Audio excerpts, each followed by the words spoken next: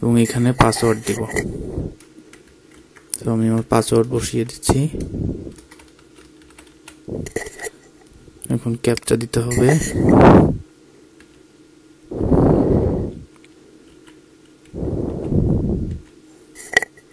তো আমার ক্যাপচা বসানো শেষ।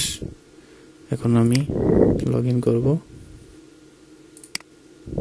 তো দেখতেই পাচ্ছেন আমাকে কিন্তু তাদের ওয়েবসাইটের ভিতরে লগ ইন করতে দেওয়া হয়েছে। আমি অলরেডি লগ ইন করা আছি। তো এখানে আমার এনআইডি কার্ডের সব ইনফরমেশন দেখাচ্ছে। তো এখান থেকে আমি ডাউনলোড করব প্রোফাইল। এখানে একদম নিচে গেলে ডাউনলোড অপশন পাবেন। তো আমি এখান থেকে ডাউনলোডে ক্লিক করব। আমি এটাকে ওপেন করব।